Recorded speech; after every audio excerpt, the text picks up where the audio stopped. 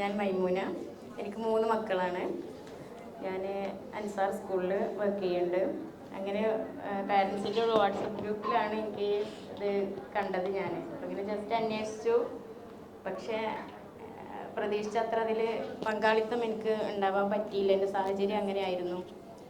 കാരണം വീട്ടിലെ ചുറ്റുപാട്, സ്കൂളിലെ കുറേ വർക്കുകളൊക്കെ ആയിട്ട് എനിക്ക് മുഴുവനായിട്ട് ക്ലാസ്സുകൾ കേൾക്കാനോ ഒന്നിനും സാധിച്ചിട്ടില്ല. ചിലതൊക്കെ കേൾക്കും, പക്ഷേ കേട്ടതൊക്കെ നല്ല നമ്മുടെ ജീവിതത്തിൽ പകർത്താൻ പറ്റിയതായിരുന്നു. ഞാൻ പിന്നെ ഇത് മാത്രമല്ല, സ്വന്തം മക്കളെ എന്നതല്ല, നമ്മുടെ മുന്നിലേക്ക് വരുന്ന ഏതൊരു കുട്ടിയെയും നമ്മൾ തിരിച്ചറിയണം. ആ കുട്ടിയെ തിരിച്ചറിഞ്ഞ് കുട്ടികൾ പല സ്കില്ലും അതുപോലെ തന്നെ പല ബിഹേവിയറുള്ള കുട്ടികളാണ് നമ്മുടെ മുന്നിലേക്ക് കടന്നു വരിക. കൊച്ചു മക്കളായിരിക്കും. അവർക്ക് അവരുടെ ഉമ്മമാർ കഴിഞ്ഞാൽ പിന്നീട് സ്കൂളിൽ വരുമ്പോൾ അവരുടെ ഏറ്റവും അടുത്ത ഉമ്മ എന്ന് പറയുന്നത് നമ്മൾ ടീച്ചേഴ്സായിരിക്കും.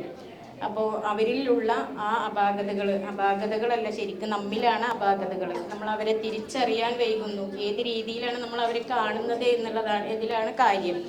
ഓരോ കുട്ടിക്കും അവരവരുടെ കഴിവനുസരിച്ച് വേണം നമ്മൾ കൊടുക്കാൻ.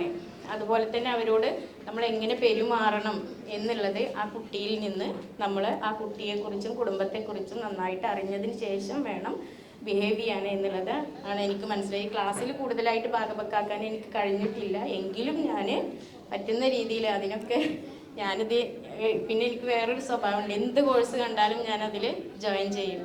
ഇപ്പോൾ TTC കഴിഞ്ഞ ഉടനെ തന്നെ ഞാൻ അവിടെ സ്കൂളിൽ കയറി. അന്നൊക്കെ 10th കഴിഞ്ഞ ഉടനെ TTCക്ക് പോവുക ചെയ്യാം. അത് കഴിഞ്ഞ് പിന്നീടാണ് ഞാൻ +2 ഡിഗ്രി PG എല്ലാം ചെയ്തത്. അതോടുകൂടെ തന്നെ ഇപ്പോഴും ഞാൻ ഓരോന്ന് ചെയ്തുകൊണ്ടിരിക്കുക. അതിൻ്റെ ഒരു ഇതാണ്. പക്ഷേ ഈ കോഴ്സിൽ എനിക്ക് കൂടുതലായിട്ട് ശ്രദ്ധ കേന്ദ്രീകരിക്കാൻ പറ്റിയിട്ടുണ്ടായിരുന്നില്ല. ഒന്ന് വീണ് കാലൊക്കെ ഒടിഞ്ഞ് അങ്ങനത്തെ കുറച്ച് പ്രശ്നങ്ങളായിരുന്നു. എക്സാമിൻ്റെ തലേദിവസം ഞാൻ എഴുതുന്നില്ല എന്നാണ് സായിദ മിസ്സിനെ വിളിച്ചിട്ട് പറഞ്ഞത്. അപ്പോൾ അന്നേരം അവർ പറഞ്ഞു, ഒന്ന് എഴുതിക്കോ അങ്ങനെ മോട്ടിവേറ്റ് ചെയ്ത് ഞാൻ എഴുതി. അത്രയേ ഉള്ളൂ.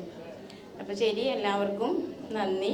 പ്രത്യേകിച്ച് ഡ്രീം ഷൗട്ടേഴ്സിന് അവർ ഏത് ലെവലിലാണോ ഉയരാൻ ആഗ്രഹിക്കുന്നത് അത്രമാത്രം അവർക്ക് ഉയർച്ച സർവശക്തനായ ദൈവം നൽകട്ടെ എന്നാശംസിച്ചുകൊണ്ട് അടുത്ത കോഴ്സുകളിലേക്കും ഇനിയും കൂടുതൽ ആളുകളെ ക്ഷണിക്കാനും കൂടുതൽ കുട്ടികൾക്കാണെങ്കിലും പാരൻസിനാണെങ്കിലും കൂടുതൽ ഉപദേശങ്ങൾ നൽകാനും അവർക്ക് പറ്റട്ടെ എന്ന് ആശംസിച്ചുകൊണ്ടും